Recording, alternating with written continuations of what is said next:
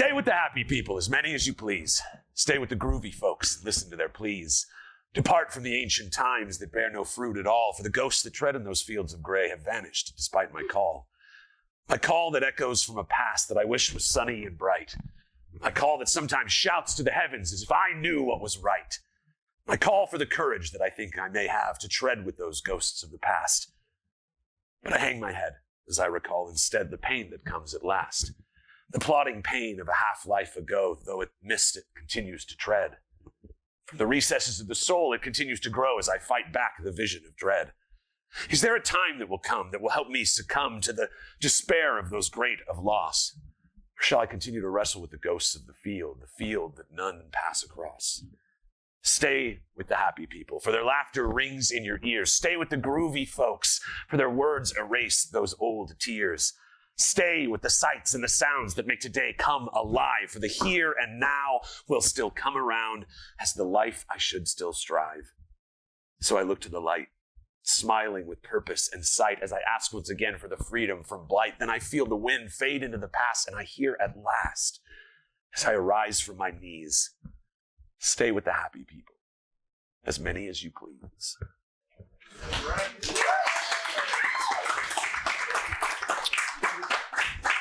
Ages of Man, as translated by Gigi.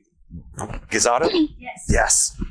And this is brought with a partnership from the Nevada Arts Council, a grant partnership. So this is the second Age of Man, Youth. And then do we have a stage direction person or no? Don't need one, but the original author was Rafeal. Rafeal Guizado, the original author as well. And I freaking love it. Okay, so sweet. We'll just start with the dialogue then. Jose, do you want to hear my poem? Is it absolutely necessary? Man, I would like... Oh, you're not sure that it's good. Oh, no, on the contrary. I think it's pretty acceptable. Then leave me the delicious sensation of curiosity for a few more days. Fine. Don't be offended. I think that to listen to verse 1 should be in a certain state of mind, which is not where I am right now. Why? Because I'm not. There is no other explanation. Perhaps you have the disposition at any hour to listen to a sonata or contemplate paintings by artists, good or bad, right? Nonetheless, I'm sure that it has never occurred to you to think about the reason. Well, it's fine. Just don't get angry. I'm not angry. I'm nervous. Excuse me. Okay. We won't talk any more about my verses or your state of mind. That's best. Jose is having a gray day. What do you mean? A gray day. That isn't white or black or good or bad or happy or sad or beautiful or ugly. You go to smoke a cigarette and you don't have any. When you have one, you don't feel like smoking. You call your girlfriend and she doesn't answer. And when she calls you back, you don't feel like talking with her anymore. The gray day. The way that If you will permit me to give you some advice, go to sleep and try not to wake up until tomorrow. Well, no. That means you don't accept my It advice. seems completely idiotic to me. No. At this moment, you're thinking that perhaps I am right. But at the same time, you think that maybe what I am telling you is idiocy. The gray day. You're going to make him lose what little patience he has left. It's true. I won't talk to him anymore moving forward. To me, Jose is not here. I don't know Jose. I've forgotten him. I wish it were true. But tell us, what has you in this situation? Love. Very well.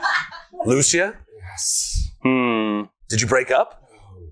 Then How old are you exactly? 24.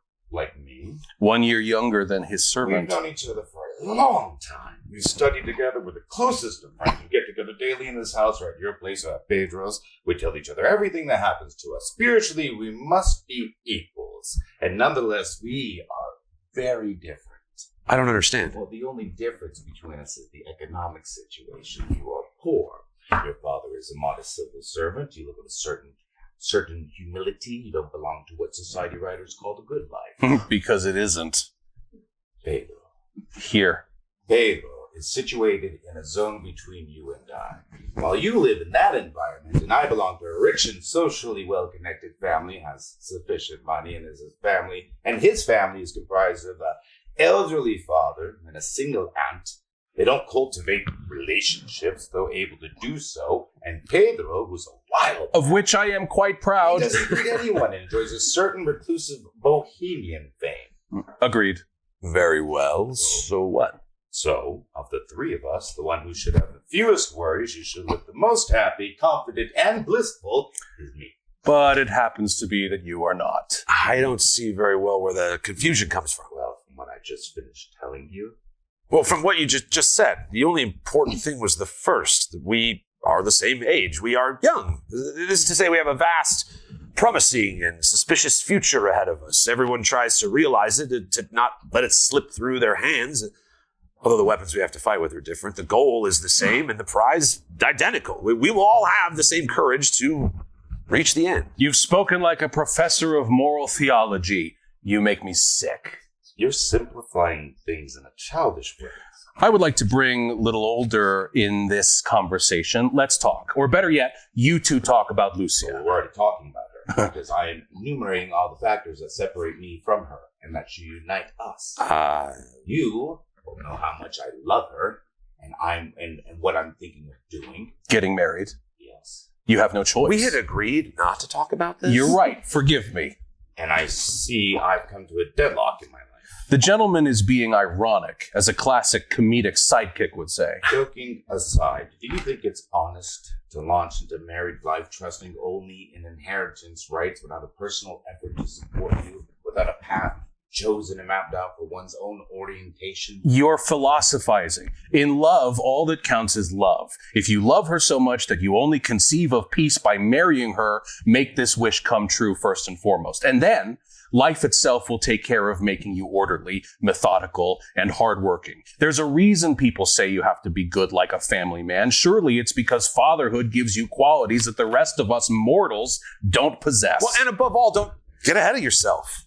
I mean, from now on, a reason like you had 50 years of moral and legal obligation. What are you going to leave for later? Precisely. One of the few advantages of this age we are now, is the possibility of thinking about tomorrow not as an obligation, but as a comfortable deadline for resolving all the problems of existence. Unless you want to make a wish come true whose consequences will be seen precisely in that tomorrow that inspires you so much to rest. Yep. My problem is very clear. I need to do something to change paths. I don't know exactly what it is. Solve it with a poem. At the bottom of every poem is an easy trick. Presenting situations with excessive optimism or pessimism. Because for a poet, it's easy to find a way out of radical questions. Today is not the day for semi-philosophical discussions. We'd agree to leave Fridays for that kind of conversation. Yes, because Fridays represent a departure from the monotony of the week, and to say goodbye with dignity, nothing better than to mercilessly kill time before the next long, elaborate, difficult to understand essays and discussions. But today is Saturday, a holiday, a time for ladies to arrive. I mean, do you plan to receive them with this prosaic Hamlet melancholy? It would be an insult to beauty.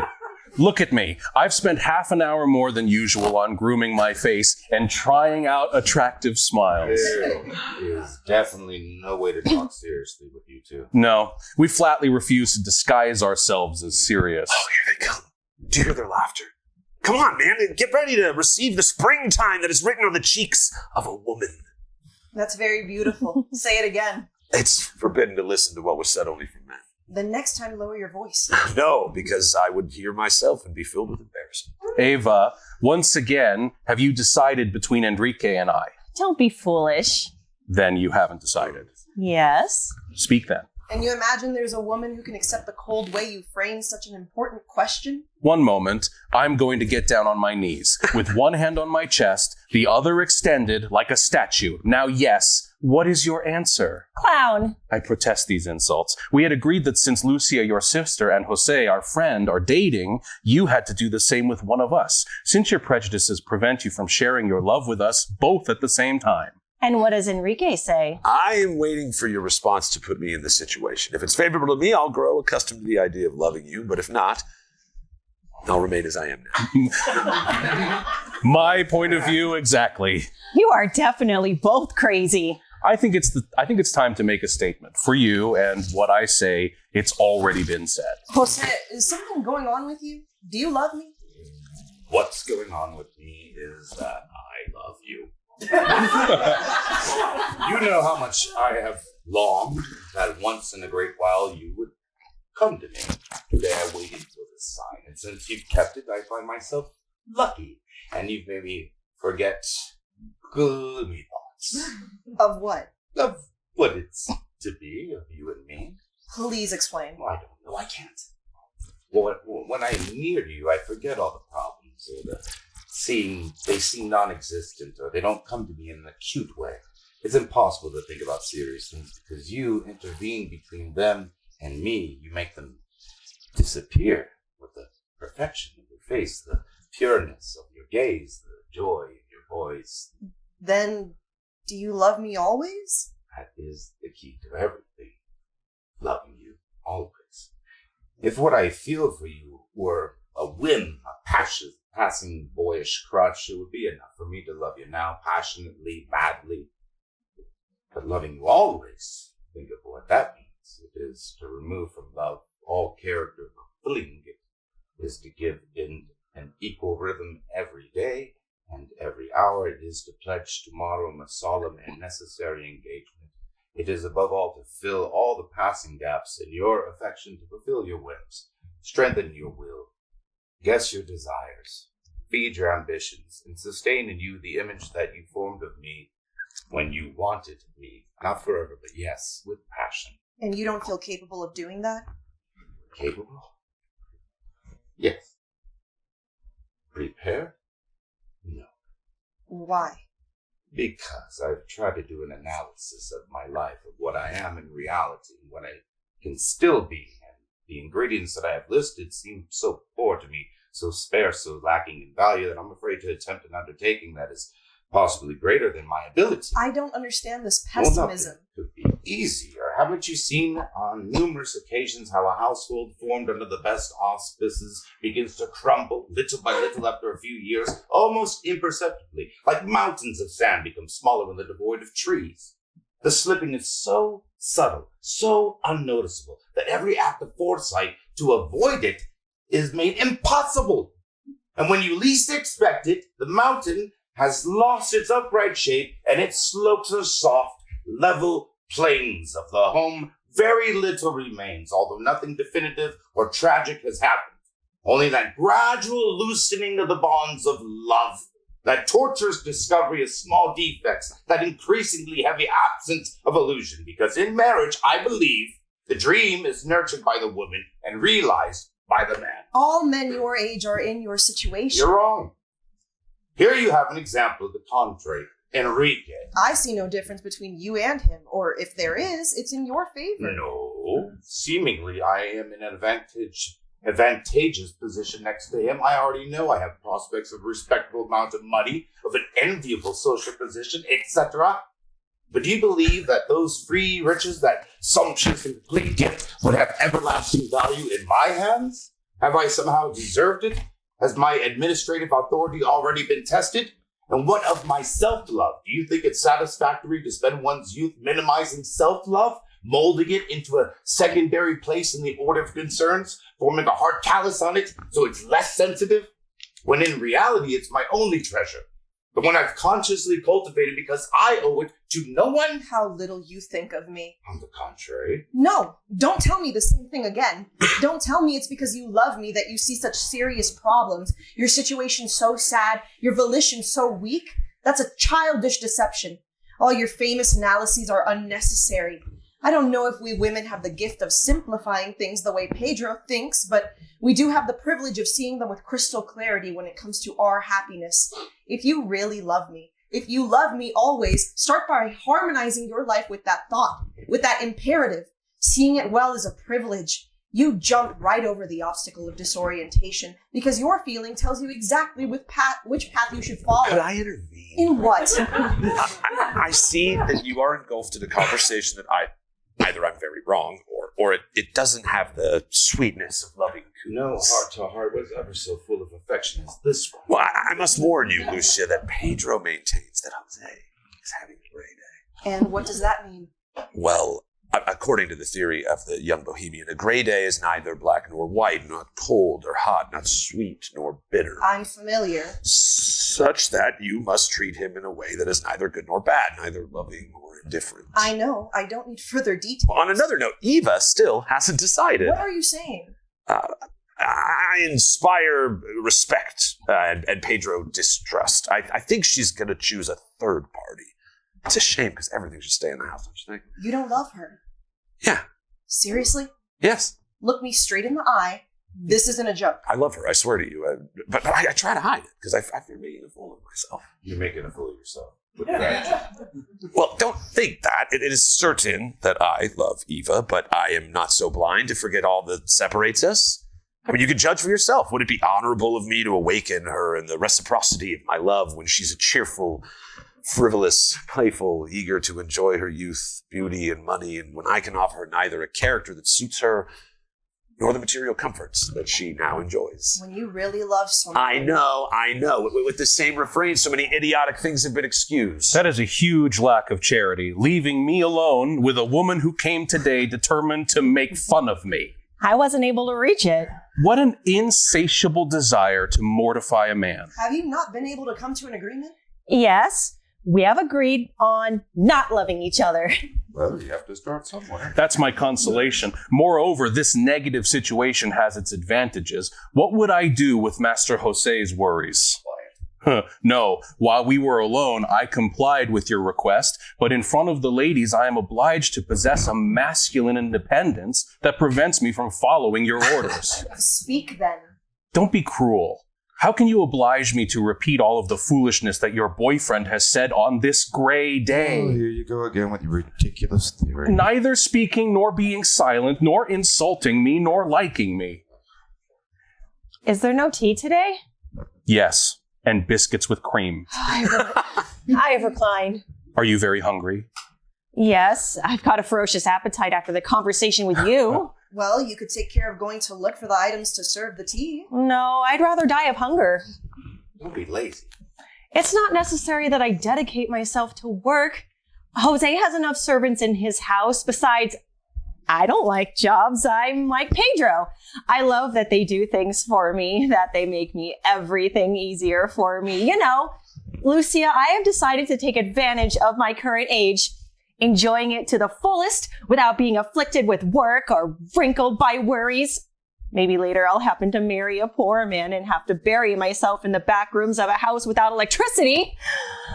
And for then, I want to have so many as such pleasant memories that I feel accomplished and bolstered by them at all times. That dreaded day, that change from the window to the kitchen. When will it arrive? As late as possible. You're one of those who think there's a device for measuring youth and knowing when it ends. No, but I do think that youth can be prolonged for many years, according to the will of the person. Until the moment comes of believing yourself young while everyone else thinks otherwise. It doesn't matter. What is the secret to this admirable prolonging of the good years? Above all, lightheartedness.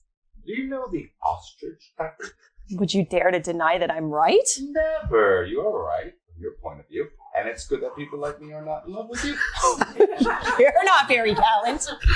Saying that what Eva thinks is bad and what you preach is good is not the difficulty. It's that maybe you are both right. Neither Pedro or I, for example, are capable of reconciling such opposing ideas. You considered it necessary to drag me into this. Don't be a coward. Ultimately, I agree with Ava. The pleasures I derive from watching life rush forward, gently dragging us along without our doing anything to steer the boat, are not, of course, the result of coquetry, but they are delicious. There is a word that I work hard at, I aspire to, and keep with great care. I practice and abide by with all diligence. It is the word deadline. That with the word extension forms the ultimate carefreeness that Ava defends against all of you. At our age, the deadlines are far off and their extension is easy. What an infantile deception! When have you had pleasure more complete than when achieving something you aspired to? No deadline was ever so sweet as when at the end of it, you met your desire. Anticipation is the food of ambition and the breath of enterprise. Ask Jose if all his struggles with himself, all his doubts, his hesitations and tortures aren't motivated by the desire to overcome a deadline and realize a beautiful dream. and ask if deep inside he has strength enough to find the way out of his dead end precisely through his desire to arrive prepared and ready for that unique date with time, which is also with happiness. What do you say? Ready is right. I always believed that was your thinking. The passing states of uncertainty could not break your will. You are too proud to accept that I would see you defeated without a fight, intimidated by risk or the magnitude of a goal.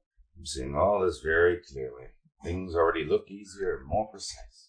There is nothing like studying the shadows of a painting to appreciate the value of the forms of light. And you will not believe, as before, in my false superiority, because circumstances beyond my control force me into an orderly life with a parsimonious measure of time and power. On the contrary, my merit is small because it's inherited, and it's due to the imposition of fortune that I am farsighted, grasping for tomorrow, worried about the future that will only be joyous if I make it so through my own efforts.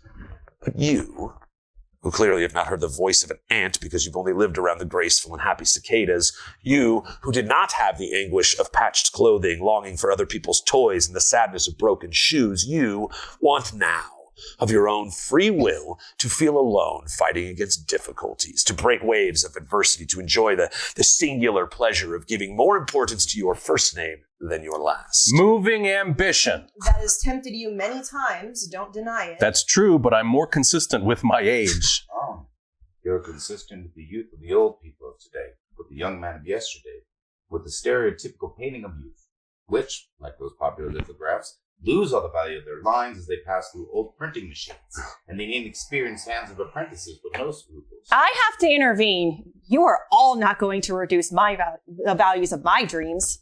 Us? Needless to say, if it were me, Eva, and I assure you that I would give my right arm so you would not suffer that disappointment, but the thing is deeper. It's more serious. Every day, there are fewer women who live in those back rooms that frighten you so much, not because they've defended themselves against anguish, but because the rooms don't exist. Your problem is wildly oversimplified, and the moment will come when either the possibility of a good life exists or it disappears. Absolutely. Oh. Don't worry. Just look at how difficult it is to stop being miserable today. It's not making poverty or any less burdensome. In exchange, the means of foresight, the opportunity to save are within our reach, because as the days pass, the tomorrow seems so calm to you now. It's increasingly dim for everybody, and streams of powerful light are needed to break the bonds of darkness. We live in an era of the grain of sand, one by one without rest. In some places, it's the continuous labor of destruction and ruin. It's the detachment of everyone in the service of monstrous duties that don't respect feelings or individuality. In other settings, more favorable to human life, it's the sweet duty of building with humble bits and pieces, with hard work and always guarding against the assault of helplessness. That sometimes wears a shroud of death, and in any case envies triumph and despises foresight. It seems that treasuring everything has come back into fashion. I mean, it's crazy to squander love like it is to throw away money, which has never been so quick to slip through the weak hands. That description of circulation has never been so rightly deserved. Hey, you've all turned into teachers and clodhoppers and umbrellas. Be careful, Jose. You could start turning gray before the hour is up. We've shown you a bad time, Eva. It's Jose's fault. The gray day. Nothing is as contagious as that. No, the clear day. Bright, sterling. The clouds have dissipated and anguish has been calmed. The man has been born.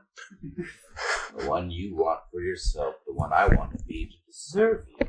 You will see all the enthusiasm, all the constancy of this new man. You'll be able to feel the sincerity of his intentions and the security of his achievements. I've never lacked opportunities to make myself, with my own hands, steeped in determination, talent, ingenuity, capacity to work, and steadfast in design. You will see the pillar of livelihood that I build with my grains of sand, the landscape of tranquility that I'm going to plant deep inside our life, with clean rows of order and with clear paths of wisdom. And high on that hill, the white mansion of our love, arrow of bliss aimed at the sky.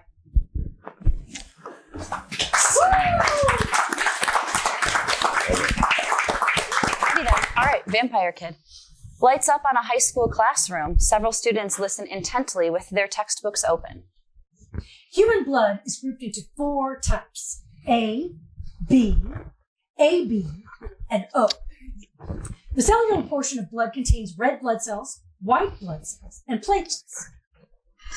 Can anyone tell me what the main component of red blood cells is called? This is Patel. Vampire Kid has a boner. It's Vampire Kid. Bleh. Now, Billy, if I had to stop class every time one of you had an erection, we would never get anything done. Now, who can tell me what hemoglobin is? Vampire Kid raises his hand. Hemoglobin is an iron-containing protein that facilitates transportation of oxygen from the lungs to the tissue and carbon dioxide from tissue to the lungs. It is also the main component of red blood cells. Black. Very good, man. Now, I'm assuming everyone has completed their cell biology papers? The class grumbles. Excellent. Please pass them forward. Mrs. Patel begins collecting the papers when suddenly, Ouch! A paper cut. Mrs. Patel begins sucking the blood from her wound. Vampire Kid is visibly aroused. Wow, that's a deep one. Vampire Kid is writhing in ecstasy while Billy is grabbing the first aid kit. I got you, Miss Patel. This thing has alcohol wipes and Band-Aids in it. Oh, that's right. Impudent mortal, rush to the aid of the feeble matriarch. Shut up, freak. Billy, what did I tell you about using the F word? Don't. Do not feel the need to guard my eccentricities, Mrs. Patel. The throbbing meat sack has no effect on my morale. Did you just call me a throbbing meat sack? Oh, do not flatter yourself, mortal. I was talking about my boner. Well, your boner is gay. Queer. Billy! I'm warning you for the last time, we don't use slurs in class. Save it for Twitter. Now, have all of you signed up for the annual blood donation? The class murmurs in agreement. I know nothing of this blood donation of which you speak. Well, Van, sometimes when people get sick or injured, they need extra blood to replace what they've lost. You kids are healthy and full of extra blood. So, we have our yearly blood donation in the gym. And we get to skip class. That's correct. You are allowed time out of class to donate blood. And you get a cookie. I believe I could benefit from said blood donation. You have to donate blood, you dingus. You don't get to take it for yourself. Kisses at Billy. I will take what I please, impudent mortal. May the curse of 1,000 plagues haunt you and your lineage, and may the wrath of Absalom himself twist and grind your puny soul into dust. May rats feast upon your bowels and your viscera whilst you still live to look upon your own foul destruction. And all the while I shall look upon your flayed body, writhing and squirming, and I shall laugh. Blah.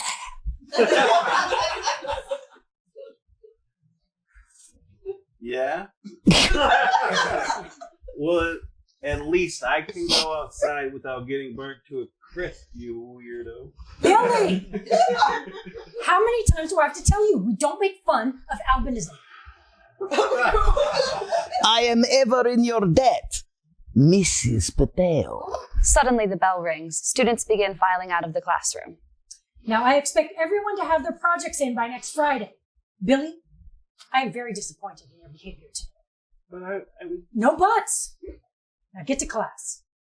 Filthy ruffian. Vampire Kid starts to exit the class. Not so fast, man.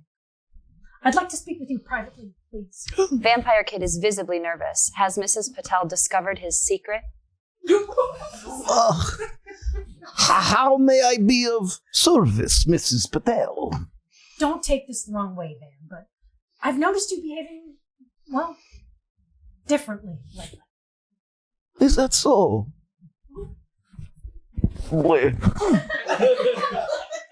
And I want you to know that it's okay. Mrs. Patel puts her hair to the side, revealing her bare neck. Vampire Kid is licking his lips. Oh, is it? Yes, Van. There's nothing to be ashamed of. Vampire Kid is now drawing his fangs closer and closer to Mrs. Patel's seemingly eager neck. It's very normal for kids your age to have feelings for their teachers. Feelings? Yes. As long as you don't act on those feelings, there's nothing to be embarrassed about. In fact, I remember when I was your age, I had the biggest crush on my algebra teacher, Mr. Katz. Oh, he was such a fox. I used to write little hearts on my homework assignments, hoping that he would get the hint. Mrs. Patel is lost in a fantasy. She sighs. Gross. He never reciprocated. I looked him up on Facebook. He's been through 2 divorces. I never had the guts to message him. C'est la vie. There is an awkward silence. My first sexual encounter was with a bat. Wait. Billy runs back into the class. Mrs. Patel, I forgot to give you this. Billy takes out a garlic necklace out of his backpack. I made it for you because... Vampire Kid slides his finger across his throat while making eye contact with Billy. Because you're Italian. Oh, thank you. A garlic necklace? How sweet. Fuck you, Billy. Lights out. Funny. That's really funny. Interior, a batting cage. Bases loaded, Las Vegas. Batting cage netting surrounds the stage diagonally in a rectangle. During this dialogue, Gabriel is pitching upstage right from behind a pitching net to his 12-year-old son, Jagger, who is standing at the plate downstage left. No, in between the lines of dialogue, the actors are really pitching and hitting baseballs, and Gabriel can be making some coaching remarks in addition to the dialogue as written. Nice hit. Keep your head down. Let that one go. Strike! Stay with the happy people. You know, hang out with the happy kids. Fuck those assholes you're hanging out with. But they're my friends, Dad. I don't give a shit. Those are some shitty ass friends. They're more like frenemies. I own a ball. Don't turn your head. Whatever. Don't whatever me, dude. Whatever. Whatever. I'm serious, man. Start hanging out with some kids who are gonna respect you for you. I just hate everyone at my school. Nobody is cool to me. Nobody is kind. Dude, that's impossible. You're a sweet kid. There has to be plenty of kids who are kind at your school. There aren't any. What about your buddy David who slept over last month? David is the worst. All right. What happened? I don't want to talk about it. Just pitch. No, man, I'm not going to pitch until you tell me what happened with David. Nothing. Nothing happened. Just pitch the fucking ball. Jagger, language. But you were just swearing? That's so not fair. I can swear because I'm an adult. Whatever, Dad. That's so effing stupid. Gabriel crosses downstage left to Jagger, who drops his bat. What? Let's take a break. Look, you know you can talk to me about anything that's bothering you, right? Oh my God, Dad. This is so embarrassing. Nope. People are watching. Nobody is watching and nobody cares. Anyone who cares what anyone else thinks, if I want to put my arm around my son, I'm going to put my damn arm around my son. Jagger gives in and accepts his dad's arm around him. Tell me what happened with David. Well, today the turkey sandwich you made for me smelled like ass. It smelled like ass. Yeah, it smelled like ass. Yeah, I guess it did smell a little Yeah, funky well- when I opened the package. Yeah, well, it smelled like ass. So when I took out my sandwich, Starting to tear up. David started making fun of the smell and then grabbed my sandwich out of my hand and then made everyone else at the table smell it and then Then they started laughing at me, and then he ran around the cafeteria making everyone else smell it, and everyone was laughing at me, and then he threw it in the garbage. Buddy, I am so sorry that happened to you. That was my bad. Yeah! You suck, Dad!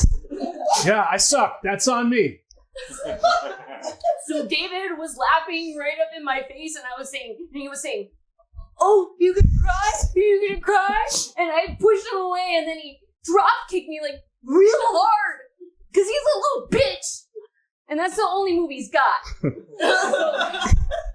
We were fighting on the ground. Wait. You got into a fight today? How come the school didn't call me? Wasn't there like a teacher around to break it up? I don't know, Dad. Yeah, the teacher broke it up, but thought we were just play fighting because we're friends. But I hate David, and I don't ever want to talk to him again. Gabriel takes a couple seconds to take in how upset his son is. Look, I'm sorry that happened to you, Jag. That was my fuck up. I'm sorry, okay? That was my mistake with the ass turkey.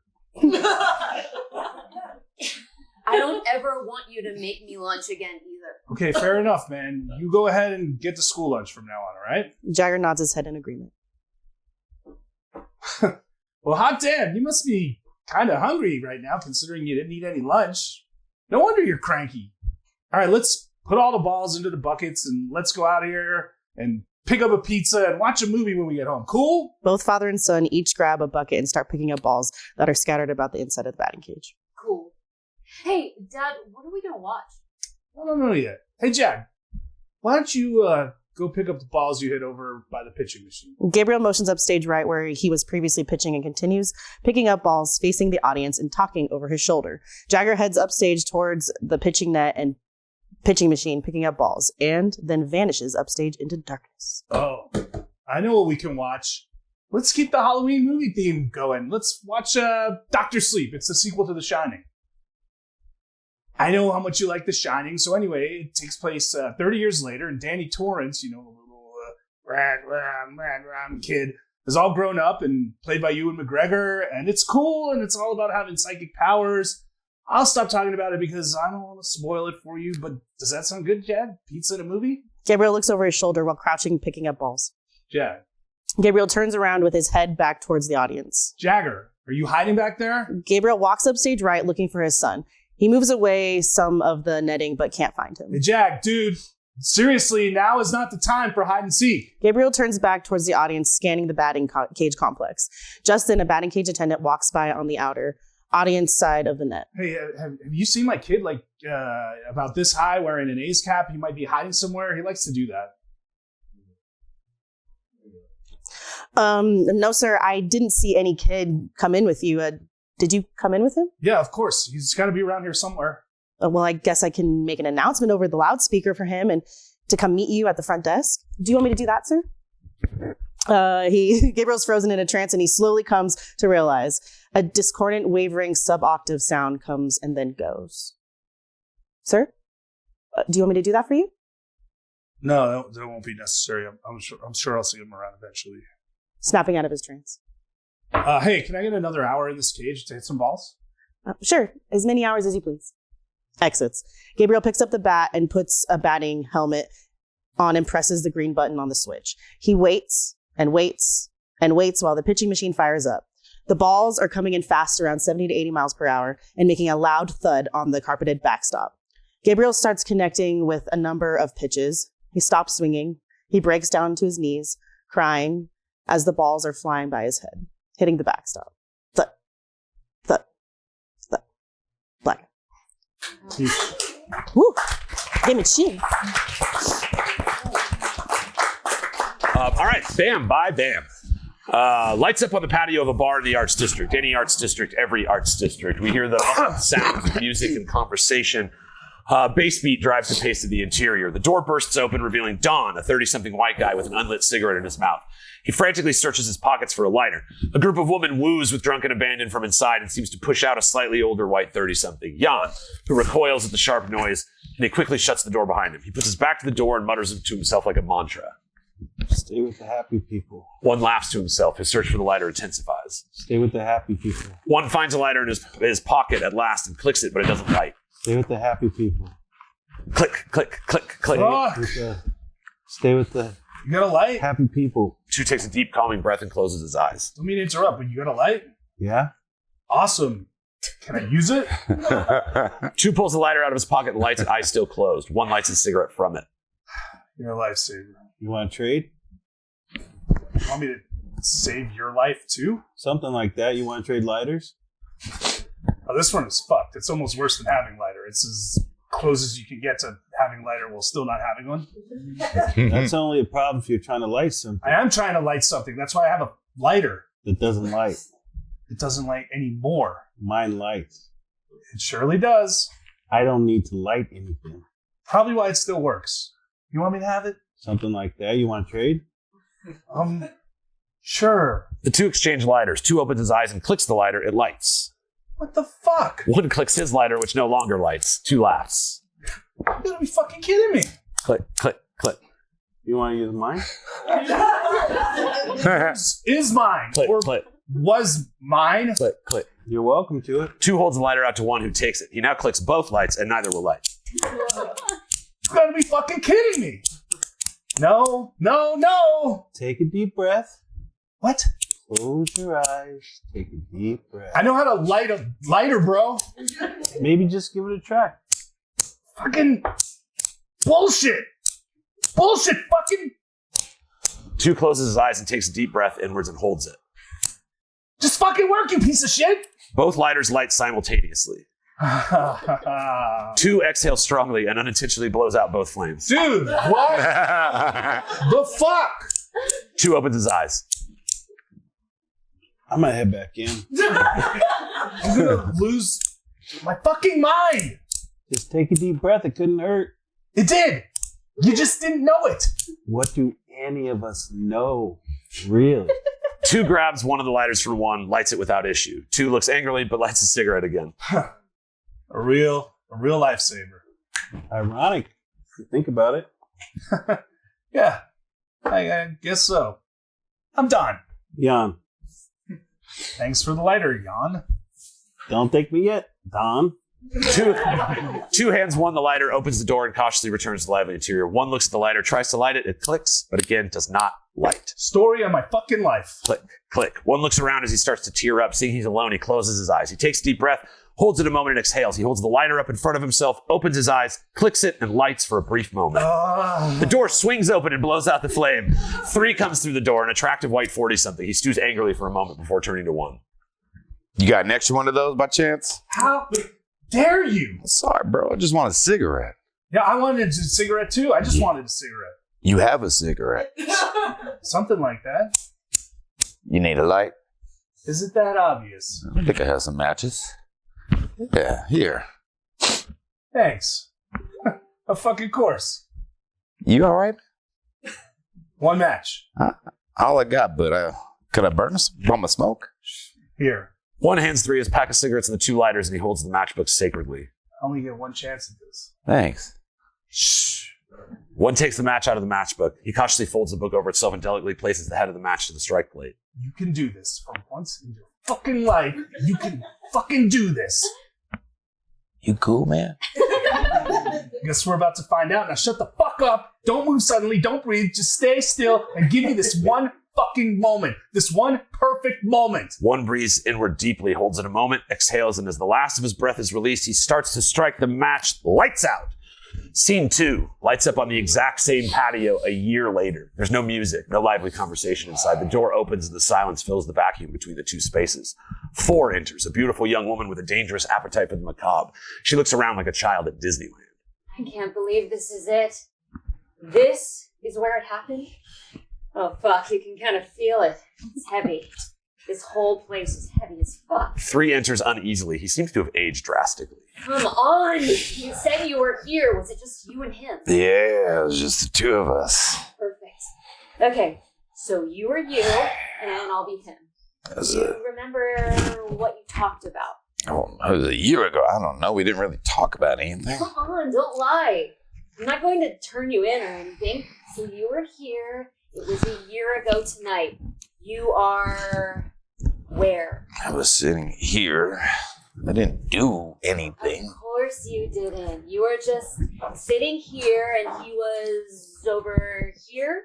I mean, everyone thinks I did something. Everyone sucks. Fuck 'em. I mean, I did the opposite of something. I'll suck your dick right here if you tell me what you two talks about. I did nothing. You're still doing nothing. If you give me something good, I'll give you something better. Was he standing here? Maybe we should go. This was a bad idea. 3 starts to leave and 4 grabs him suddenly, pressing herself against him. Bad ideas are my favorite. I like being bad. Places like this, they light me up. I just want to feel good. Being bad is the best way to feel good. Is that why you wanted to come here? It is exactly why I want to come here. 4 moves around the area, watches 3 for a response. You were there. He was here. Here. Ugh, fine. How about after? We can start with after and work back. 4 strikes, slinks down 3 and lays her back on the ground. Was this where he was after? What the fuck is wrong with you? You love it and you know it. I can see. Was he laying on his back like this? 4 spreads her legs seductively. No. Oh, so he was face down? 4 flips around and gets on all 4s. Like this? I don't remember. Come on, remember for me. I didn't do anything. It's okay if you did, you know? In fact, if you did do something and you tell me right now, I'll do things to you that you've never even dreamed of. I barely remember anything from that night. Believe me, I'd love to tell you there was more to it. Being here is just 3 starts to hyperventilate. 4 pops up and wraps herself around him. It's okay. Just relax. Let me make it all better. 4 slides her hands down 3's pants. His breathing shifts from sharp to soft as her hand moves up and down slowly. I want to tell you. You will tell me. You just need to let it out. Oh, fuck. I can't. Oh. Give it to me, Daddy. 3 shakes as he nears climax. Close your eyes and take a deep breath. 3 closes his eyes. He starts to convulse. 4 moves more rigorously.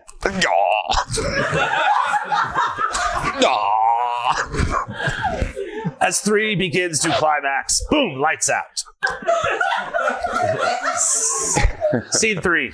Lights up on the same party a year earlier. The lively sounds and thumping bass beat inside, muffled by the closed door. 1 is laying on his side unconscious. 3 stands over him, desperately clicking a lighter, trying to light a cigarette.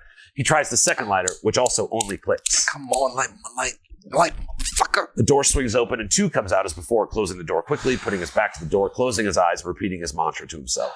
Stay with the happy people. 3 stands still.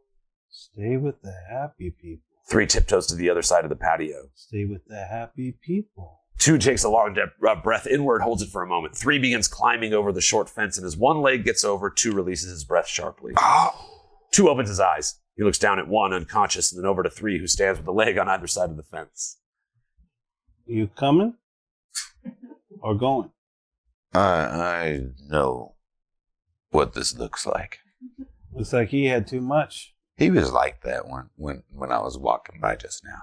I saw him earlier. I don't know the guy. I saw he might need some help, so I was coming to help him. I saw you earlier, too. Look, man, I know how this looks. You think I did this? Something like that you got like? Don't you think we should do something? Looks to me something's already done. 2 kneels down and grabs the cigarette out of 1's mouth. Let's just call an ambulance, man. Get out of here. Do you? Huh? Got a light? Look, man, let's just get out of here. Give me your lighter. It doesn't work. See? Click, click. See? Okay? You want it here, take it. 3 tosses the lighter to 2, who holds his old lighter and lights it effortlessly, then the cigarette. He takes a deep drag and holds it for a moment. Is he, can you tell if he's alive? 2 exhales sharply.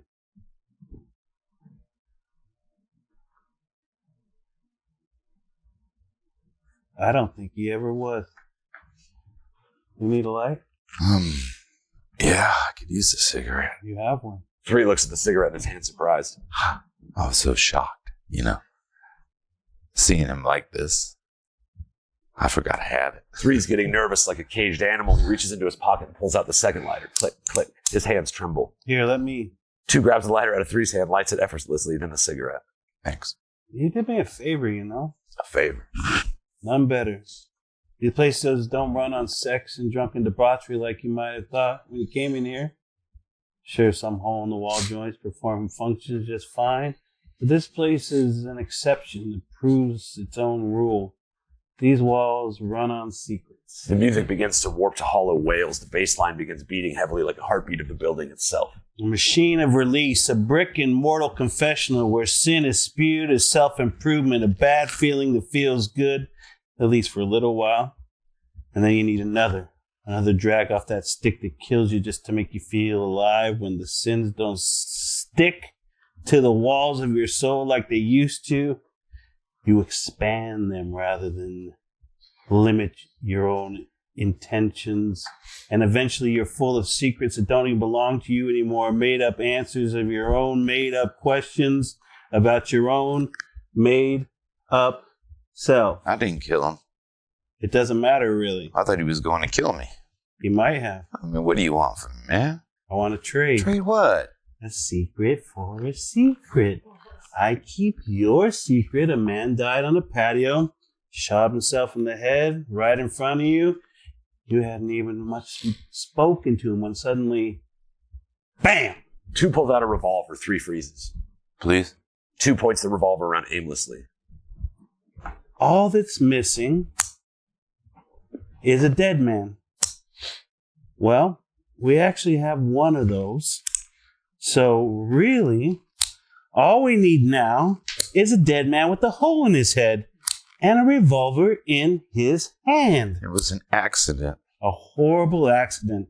When I found him, you were so shocked you could barely even speak. You were just passing by and tried to stop him. Yes. And after the police and the newspapers and long after the self-righteous sinners are driven away by the chaos of it all, you will return. Yes. And feed us a secret in trade. 2 hands 3 the revolver. I'm going to head back in. I don't know what to say. Thank you. Don't thank me yet. When? Let's say a year from now. 2 opens the door. The music warps back to the original sounds of drunken celebration, the bass beat to the single driving pulse. As he goes to enter, 3 stops him. How many secrets does it take? As many as you please, man.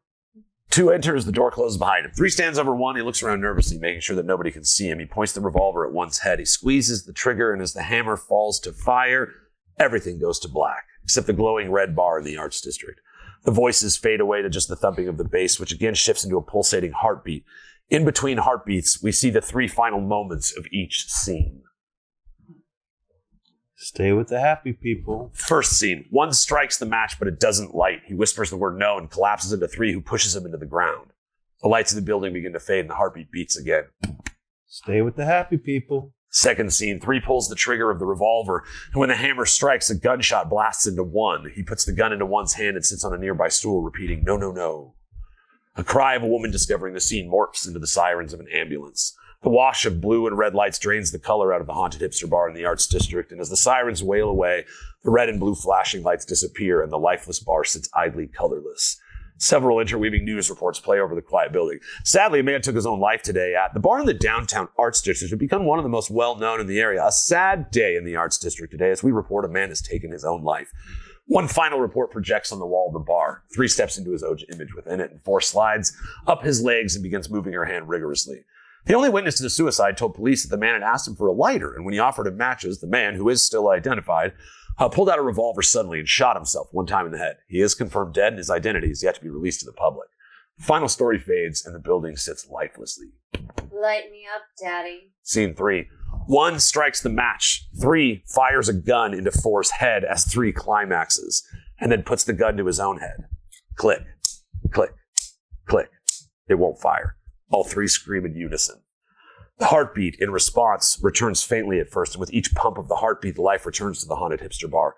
The red lights glow, the drunken shouts return, and the heartbeat pounds healthily. The door swings open and 2 emerges. Stay with the happy people. 2 opens the door and offers the viewer admittance. As many as you please. Lights. There we go, the cuddler. Fade in, interior bedroom day. On a nightstand, a cell phone gets a FaceTime from Whitney.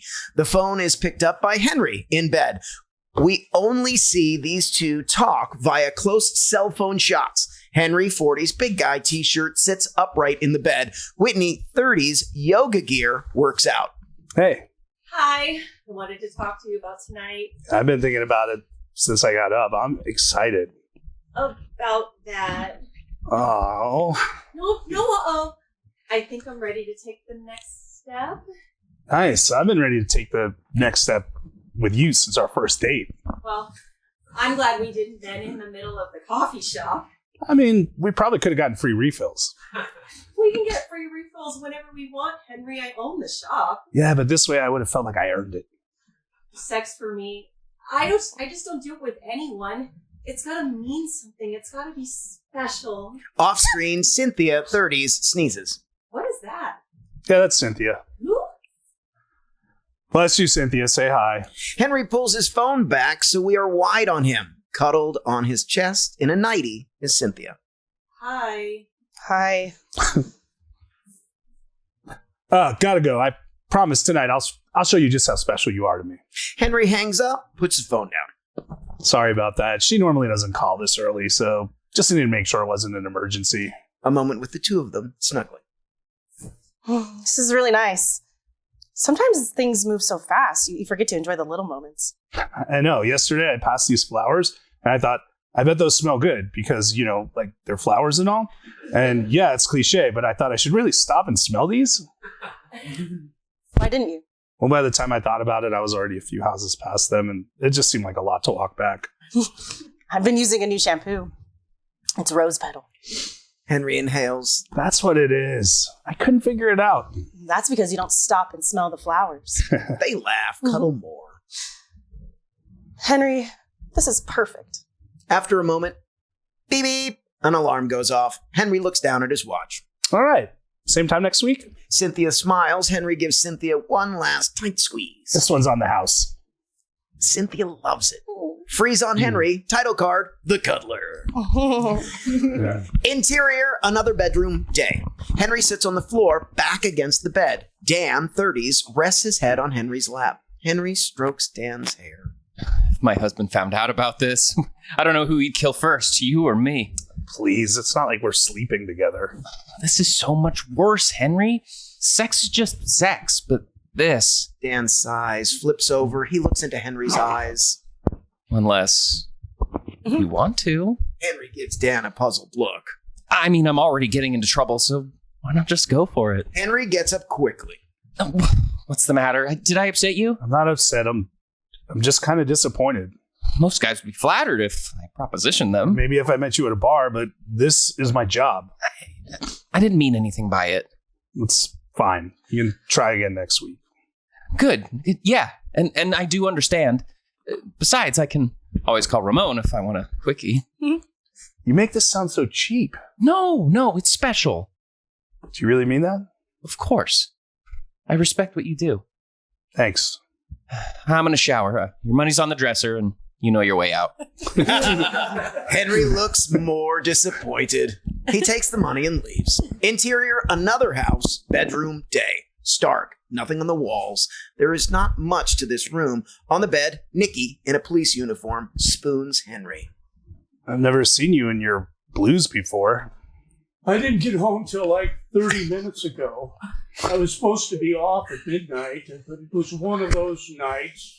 Yeah, normally there's a 24-hour cancellation fee if people don't give me that notice, but you know, I would have made an exception for you. You're doing good work out there. Well, it's bad enough when I get called on a domestic, but punching a pregnant woman. Some people are just evil. Sure. And I'm not defending it.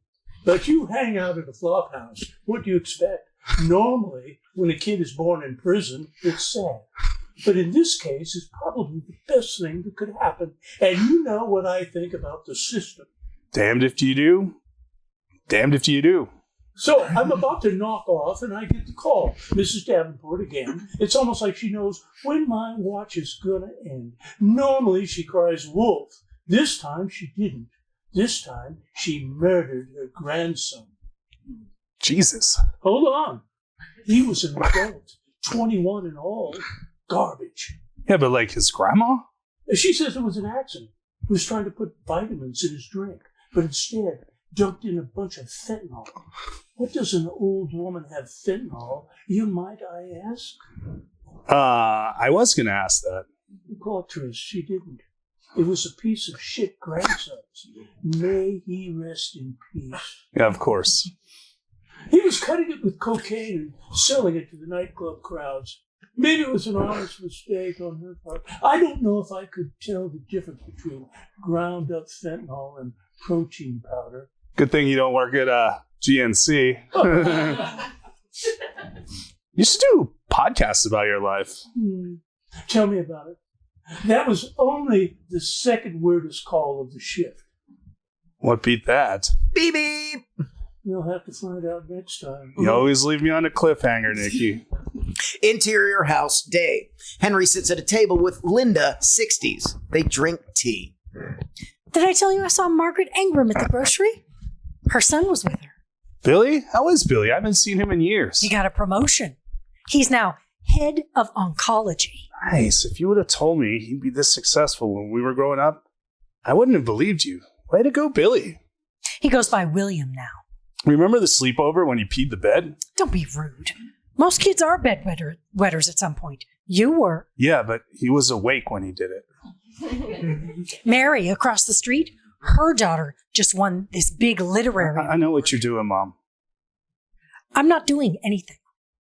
I'm just happy your peers are succeeding. Henry looks at Linda. It's hard for me, okay? I just wish I could tell them about you. But how do I explain what you're doing? It's so tawdry. No, there's nothing tawdry about it. In fact, it's the opposite of tawdry. I could literally do it with you right now. Oh, don't be disgusting, Henry. What is disgusting, Mom? I mean, you cuddled me every night when I was growing up. That's different. When I got to sleep over after Billy pissed the bed and I couldn't stand the smell, so I went into your room. Can you stop talking about that? It's William now. Okay, I make people feel good. There's nothing wrong with that. A prostitute would say the same thing. And there's nothing wrong with that either. Henry's phone rings. FaceTime from Whitney. I gotta take this. Henry walks into living room. Henry picks up the FaceTime. Question about tonight.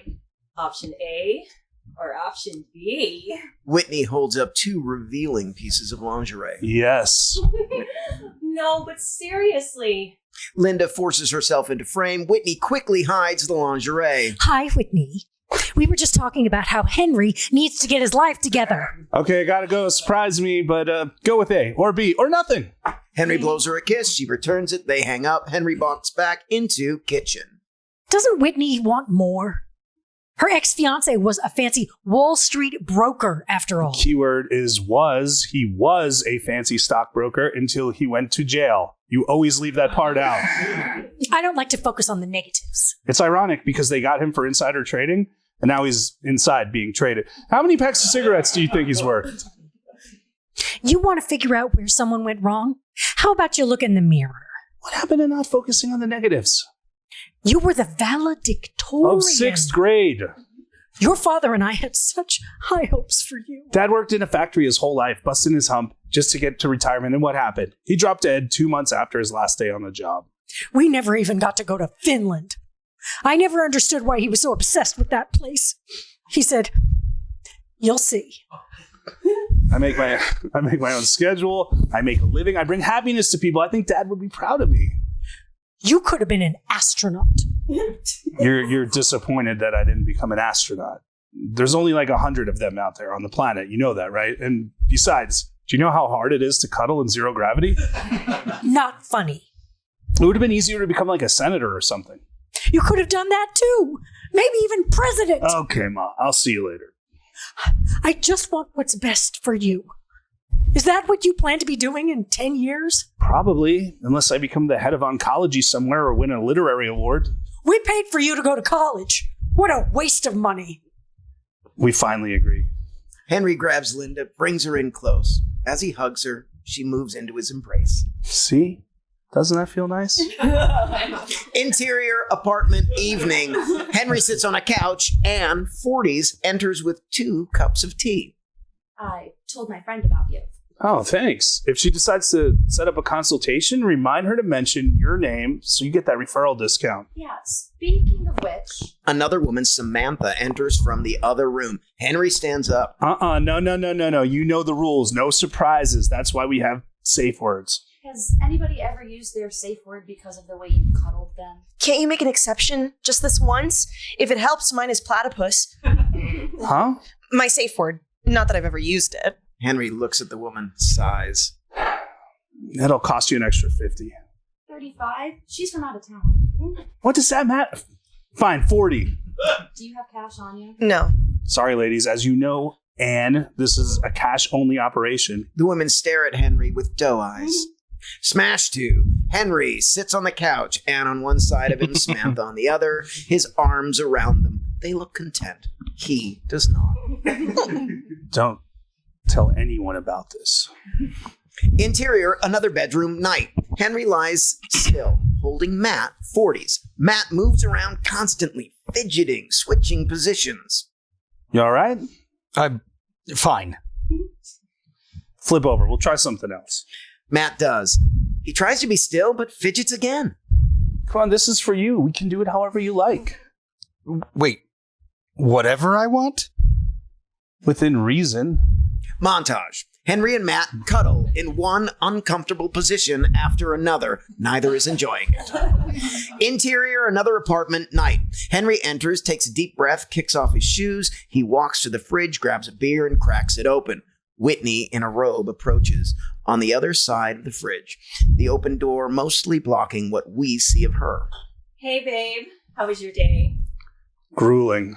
My poor sweetheart. She kisses him. You know, there's only one thing that got me through it. What's that? Finding out what you picked, option A or option B. Nothing? Whitney drops her robe. Henry sees what she is or isn't wearing. We do not. Good choice. They kiss passionately and then move to bedroom. Rose petals, candles, mood lighting, very romantic. Smash to bed later. Henry looks despondent as Whitney lies next to him silently. I don't know. It happens to every guy. That's what I hear, at least. Yeah, well, it's never happened to me, I swear. It's no big deal. We can just cuddle. Whitney lies her head on Henry's chest. Henry looks broken. The end.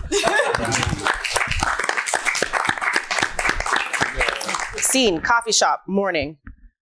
3 people sit around a coffee table. There's a Bob Dylan song playing in the background, something from Freewheelin' or The Times They Are A-Changin'. A sign over the door says Bowery Brews. Stay with the happy people. Looking at the coaster below her cup. What is that supposed to mean?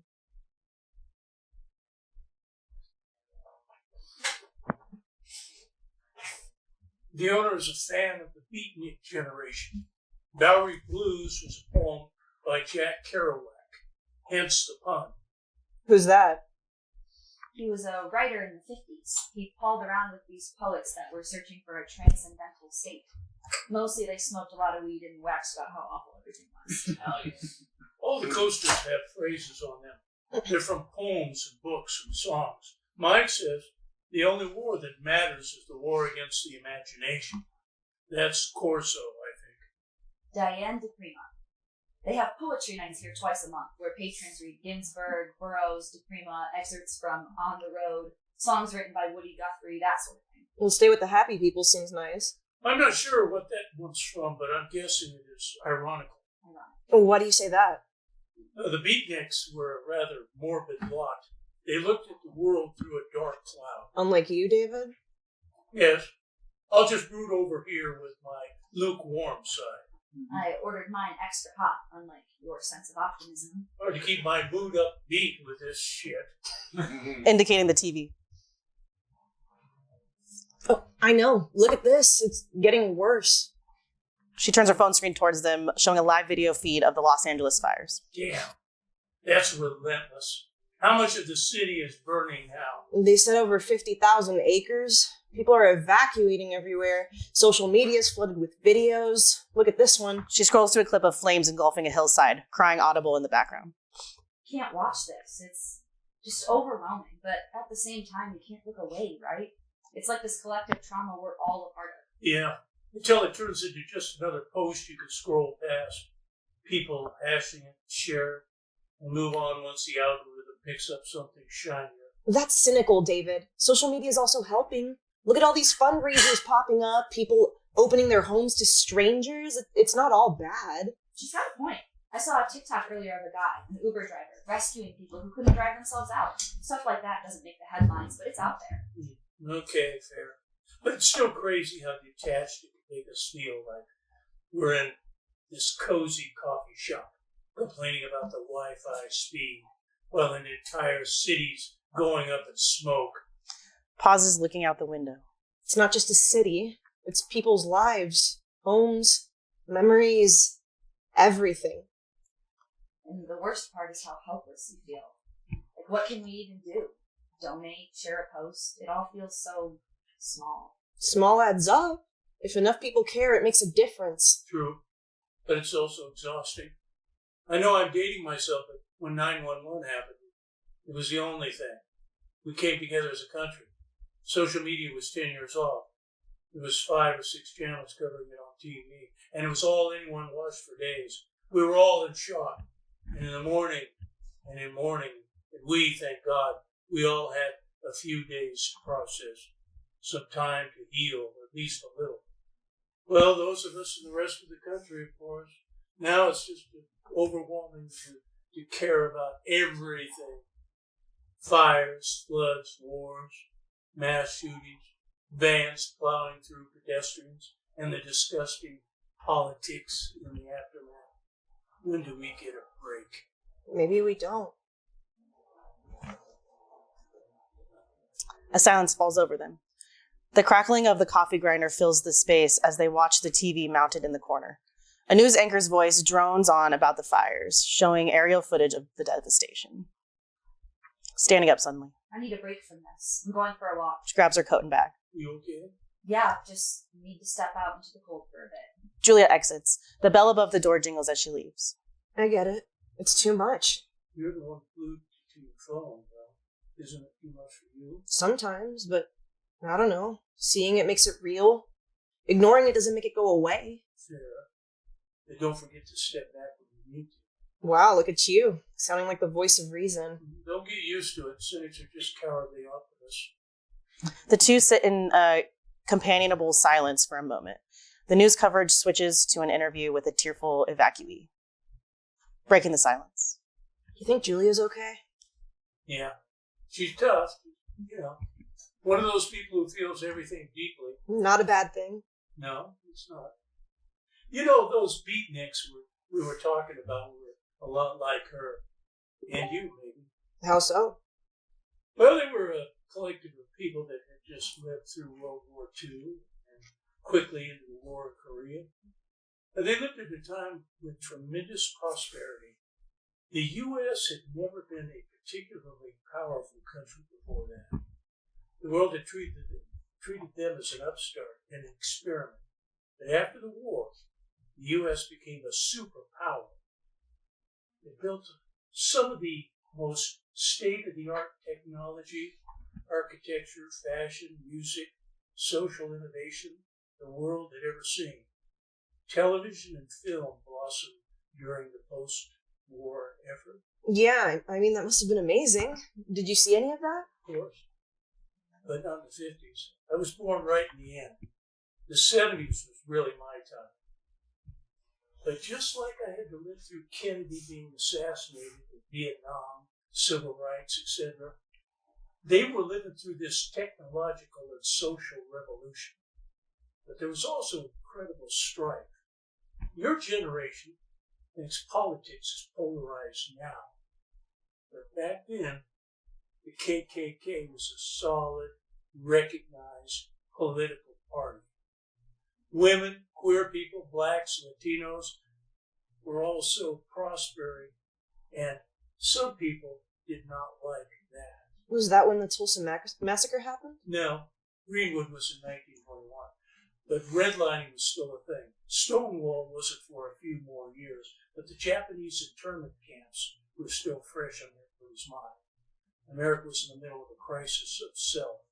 We felt superior because they saw what had happened to Jews and gypsies and homosexuals in Germany. We were justifiably horrified. And yet we also had anti-Semitism, racism, and chauvinism rampantly embraced by much of the public. So what then? Did these beatniks think poetry was going to fix things? I don't know. Maybe they did, but they were also activists. They were young and smart and spoke their minds. They weren't all that popular in the media at the time. In fact, they were pretty much ignored or outright censored. It took years for them to be embraced as anything serious. Even today, I think their movement is romanticized by liberal arts professors. They're liberal students and coffee shop owners. Young people are never taken seriously for anything more than their good looks, or if they're talented actors or singers or something. Even this, I know there are smart young people trying to help, trying to change policies, bring awareness to important issues, but you're right. I'm also tired of all this disaster. I want to watch makeup tutorials or dumb teenagers knocking each other into pools or Korean dance numbers, but I also feel the need to watch this unfold. I don't know why. I don't know anyone in LA. I don't have anything tangible invested in this. During Tessa's last line, Julia has re-entered, and here's the last line. Catharsis. That's what you are looking for. Your mind needs some kind of resolution. Like David was saying earlier, when we were all glued to our TVs in 2001, we didn't get the Hollywood version of catharsis. Everything didn't work out in the end, but we got to see an end to the beginning. We saw the towers fall, saw the people running from debris. We got to see the pain. But then we got to see the trucks clearing the streets. We got to see funerals and honorifics. We got to see some of the loops being closed. With this, we have been watching for a week now. There's no end to the destruction. I'm just so amazed we haven't seen more loss of life. God, you're right. I mean, this is the second biggest city in the U.S., and we've lost less than 10% of the people we lost during Hurricane Helene. At least so far. Shit. Completely forgot about Helene. That was this year. Last year. It's kind of a miracle. There are so many homeless people, so many old people, just so many people, period. There's so much cooperation, too. Movie stars are helping get pets out of shelters. I saw professional athletes handing out donations. Uber drivers are evacuating people in droves. The first responders are doing wonders, too, but the amount of civilians, you know? That is fantastic. Right? People aren't just assholes all the time. They're pitching in. No, Tess, I'm talking about you. What? I am jaded. David is a full-blown cynic. I forget how easy it is when you're young to find the silver lining. I agree for what it's worth. It is a miracle. It's a goddamn mystery that people from all walks of life can come together in times like this, but they do. They find strength in bonding when times are the worst. This country is tearing itself apart, and yet, in crisis, the boots on the ground help. I know politically across the country, the powers that be are wrenching themselves right and left to throw blame and shade and political shitstorms at each other, but there, people are basically being kind to each other. There is your beatnik connection. I don't follow. Ginsberg wrote a poem called America. In it, he laid out everything that upset him. Everything he hated about American culture, attitudes, behavior, hypocrisy. He wrote it angry and frustrated, but in the end, it also was a love letter. In the right light, it is a criticism, but there is the hope that given time and connection and light, this country can overcome anything, overcome itself. They were gay. Oh, what the fuck, Julia? I don't mean homosexual, Tess. They weren't gay like that. Ginsberg was. I mean gay as it truly is. I think Kerouac was. How would you say it these days? Shut up, David. Sexually fluid. David. No. I don't know what's happening here. Gaiety is looking at the wrong in the world, or your life, or whatever, and saying, fuck it, let's have a drink. That sounds like nihilism. Gaiety is nihilism's fundamental. Not fuck it, I don't care. It's more like, fuck it, I won't let all this shit get me down. Funky. David! Oh, David! Done. These young people in the 50s were angry and frustrated. They were fed up with injustice, and they wanted to rage their way to change. They wanted to take all the hate, all the polarity, all the inequity, and crush it. But they were also self-aware enough to realize that they didn't have any power. So they changed their tactics. They tried to use art and rhetoric and music and words to change people's minds. That sounds a lot like what's happening now. David and Tess look skeptical. I'm serious. Ferguson, BLM, COVID, fucking Gaza. Young people are burning up. We can't afford anything. We don't understand anything about politics or the economy. Old people, no offense, tell us that the country is terrible. Others say it's never been better. We know we don't know how to fix anything, and our grandparents blame us. My dad has worked at the same job since he was 17, and I couldn't get hired there without a master's degree now. All of our clothes are plastic, and our food is garbage. Nothing makes sense, but you know what does? Insta, which we know isn't real, but it's beautiful. You wouldn't believe the amount of new music that I can access. Hundreds of new songs every single day. I've seen TikToks that have made me weep like a widow, and now that's fucking being banned. But it won't stop. We'll just move to another platform and another and another. There are new apps every day. My little sister keeps talking about something called Blue Worm.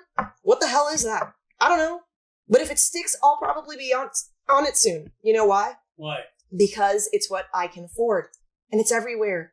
That's something the greatest generation never had. I have access. Yeah. I'll agree to that. Listen, I've got to go. I'm sorry to vent at you and run, but I've got to pick up my sister.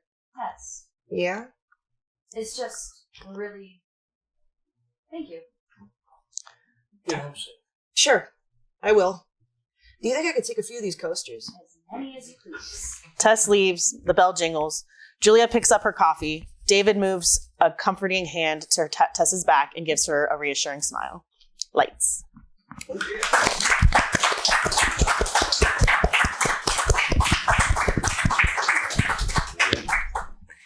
Jack has bullets in their hands, too many they can barely hold them all. Stay with the happy people.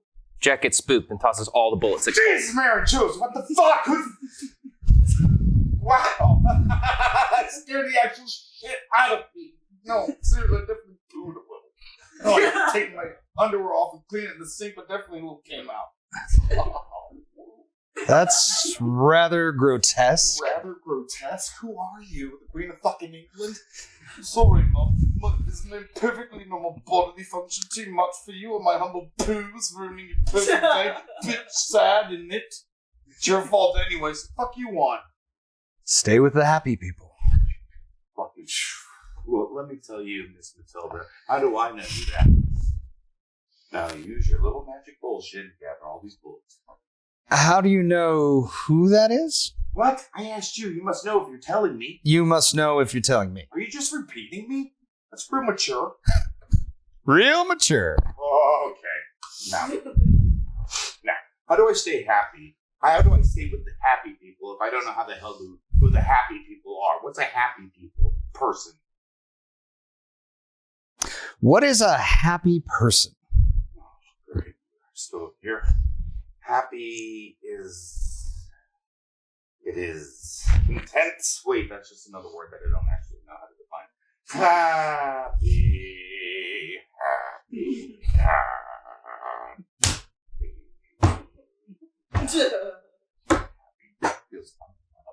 Is there one happy? Is there one happy? Sorry, I can't know myself. Come on, that was funny.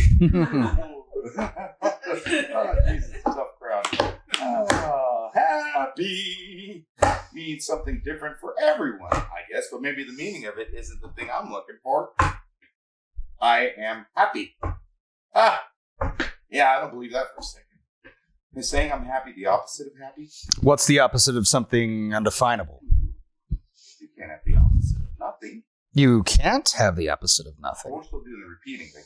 Good. Cool. Great. I said I was sorry. Don't get your panties set up, bunch of uptight fucking Batman, no fucking Bruce, no fucking Alfred.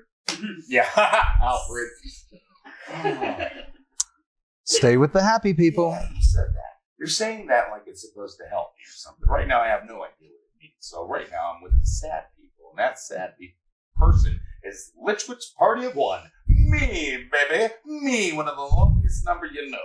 So you know who the sad people are. Do tell. That one's easy. Just find the people with their heads hanging. No eye contact, no dopey, like a fucking sad-ass donkey. You know, the guy, the hella gloomy motherfucker. Come on. The fucking reminds you of fucking tiger and like you fucking sticklet. Eeyore. Yeah, that's one. Yeah, fuck yeah. That would have had me on hold on me all night. Eeyore. That donkey is he's just so very sad.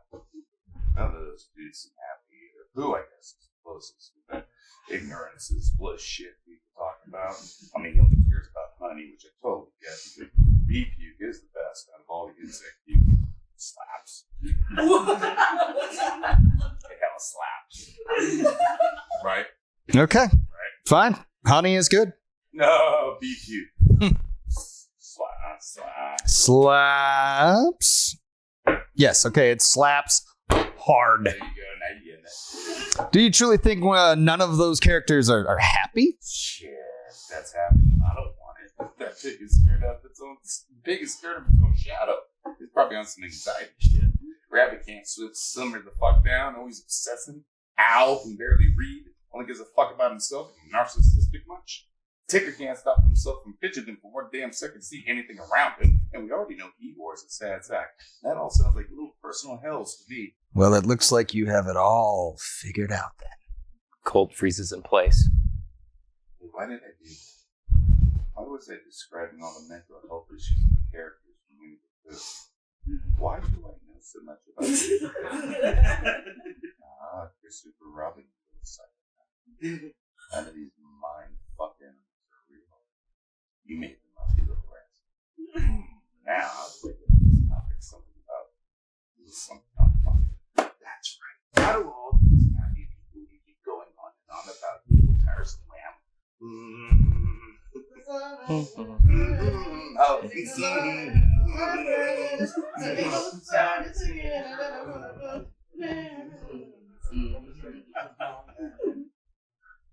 Hello. Still with me? Hello. No? Fine. Keep your secrets. Leave me to burn in the hellscape of my own mind. Real fucking classic. Whatever you are, probably aren't real. Probably aren't even real. Ah, goddammit. Jesus. Seriously, that's still real original, Bilbo. Real fucking smart, original, and useful. Epically fucking useful. Fucking useful. What are you using me for? I don't even know where you came from. I'm minding my own goddamn business, staying in my lane, loading my gun, and doing me. And here you come, breaking through my wall and telling me some shit about stay with the happy people, which you can't even know, which you can't even tell me how to find. Oh, yeah. Oh, well, yeah. That's Macho Man. Oh, yeah. Oh, no, Mr. Kool-Aid Man. Sorry. Now give me your grand answer. Shut up and load these bullets. Colt takes a bullet out of Jack's hand and puts it in their mouth. I never said I had an answer. I just thought you needed to hear that. Oh, hot dog and Matt Damon. You thought that would change my mind, did you? I said it because happy people don't typically kill themselves. Gathering the fallen bullets off of the ground. Because happy isn't real, my sweet little Gilligan. Now just sit right back and hear a tale. I'll tell how happy is made up by big joy. Robinson feeling anything other than what's deemed acceptable, appropriate, digestible. They're about to force-fed a whole trough of dark, twisty, squirmy, uncouth, tasty garbage. Motherfuckers can choke. I don't fucking care. Just make it quick, will ya? Jack starts handing Colt the bullets. How many do you want loaded? Many as you please. Jack grabs Colt by the neck and holds them to their head. Like a gun. Yeah! Finn! So this is Probably by Taylor Haynes. Probably discontented people as well. Probably a life everlasting in hell. Probably an agent from one of those commie places. Probably has issues and is one of those mental cases. Probably a man on the moon in 1961. Probably a man in Dallas covered by the sun.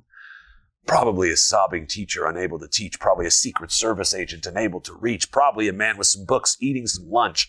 Probably a wife with an accent we don't trust a bunch. Probably was just some echo up by the knoll, probably was just a deflection that caused that strange hole, probably some jack in the jailhouse with revenge on his mind, probably a president and a commission who find we are not responsible.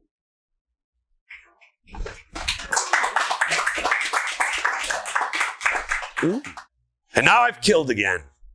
I've shot myself through and through, and now I'm bathed in sin. I've washed myself black and blue, and now I've lost my friends with that devil-may-care attitude. And now I sit on the edge of a quite dangerous longitude. My story starts with glamour, and of course it jumps to love. It has a future marked with glory sparkled from high above, but choices have voices that speak with direction loud and clear. There is a method to this madness if I choose to hear. But often dreams of glory tend to shut off all the light. They tend to focus inward with nothing else in sight. And now my vision disappears throughout the lonely years. And now my hearing grows fainter and faint regardless of the tears.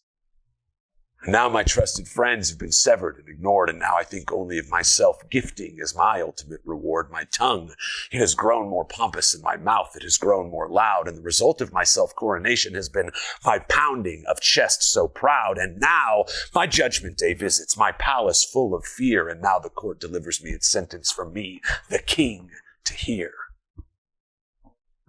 Cut off the head.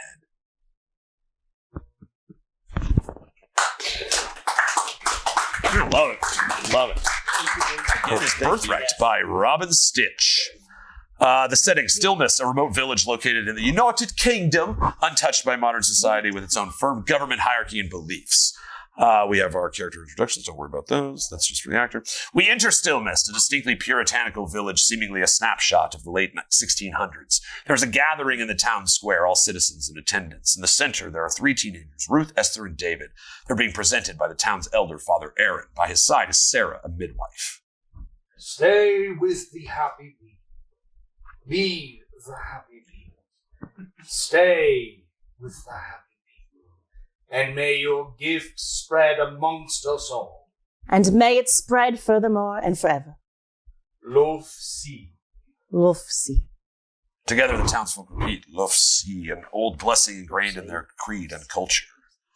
You are bestowed and gifted as our blessed ones, an honor and a privilege that stillness depends and thrives upon. While you might be feeling confused, rest assured this is a momentous day, the most important day. I will be your guide and your mentor in your initiation. Father Aaron stares daggers at David, his son. Sarah also acknowledges his comment, but ignores it, continues. What you will be doing for your home, your families, and your friends goes beyond the point of our spoken gratitude. Love see. Realizing she may have spoken out of turn, Esther quickly recoils within herself. During this entire speech, Ruth is staring coldly at Father Aaron, and Sarah still as a statue. Love see. Once children, now saviors. Go forth, blessed ones, you are chosen, you are blessed. Stay with the happy people. The townsfolk erupt into praise, throwing their hands in the air, chanting, Love see, love see, love see, love see. Their chanting persists as Sarah offers her hand to Ruth, Esther, and David. We really have to do this? We were chosen. You're blessed. We don't have any other choice. The trio marches forward to Sarah. She welcomes them with open arms and kisses each of them on the forehead. David wipes his forehead once he notices Sarah isn't looking. Esther embraces the kiss and treats it as a blessing. Ruth remains stoic, keeping complete eye contact with Sarah. While seemingly unnoticeable, this connection jolts Sarah, but she proceeds. This way, blessed ones, follow me. Father Aaron presents the path into the woods while the townsfolk continue chanting Love see. They venture into the woods together. Esther begins singing cheerfully. Blessed be we of stillness, the chosen, the blessed of all. We're blessed as the chosen, and may we prevent the fall. Esther looks to Ruth, expecting approval, but is met with a stone gaze. That was beautiful, Esther. Should we all sing along? Sing along? Fuck no. Stop. What the fuck are we even doing this for? Why are we chosen? It's out of our hands. It's what he bequests. But why? Why me? Why us? It's a gift, a blessing. Just sing the song. I agree with Ruth. Let us sing along. No. No singing. Fine. No singing. Blessed be we of stillness, the chosen, the blessed of all. We're blessed as the chosen, and may we prevent the fall. Do you think I wanted to be chosen? Do you think I see this as a privilege? Do you think I'm happy to be here right now? I mean, no. What is it even about? I truly wish I could tell you, but I don't know. She does, but she hasn't told me either. They arrive at a clearing in the woods. We see a circle of hooded figures surrounding the statue of a giant gold calf. They begin to chant Love Sea as the group approaches. Here we are, my blessed ones. Here we are. You three are the ones we need, the ones he wants, the ones that are chosen. One of the hooded figures ignites a torch. They continue to chant. But why? Why us? He bellows, and we obey. No. I never got a choice. Why am I? Sarah quickly and precisely shoots David through the throat with a crossbow bolt. As he's choking on his own blood, the two hooded figures lift him up and carry him to the statue. They open a hinge on the calf's torso and throw him inside. Esther meets eyes with Sarah, terrified but steadfast. Blessed be we of stillness, chosen, the blessed of all. We are blessed as the chosen, and may we prevent the fall. Esther walks toward the calf, willingly climbs inside. Sarah follows, and once Esther is laying with the golden calf, she strokes her hair. That's right, my dear. You are indeed blessed. Ruth stands alone. She bravely walks forward, her eyes locked with her mother's, Sarah. They both hear a booming voice. It is not complete. How many do you offer? Here I am, your blessed one. Ruth enters the brazen bowl, her gaze never leaving Sarah's. A hooded figure slams the door shut on one side of the statue. The lit torches cast upon the tinder beneath it. The flames light and continue to grow. Moments pass as the metal becomes red hot. Esther screams. Ruth does not. The hooded figures chant Love Sea until the screaming dissipates. A deep smoke emanates from the nostrils of the calf statue. The chanting ceases, and there is silence in the clearing. I am pleased. How many next season? As many as you please. Lights. That was fun.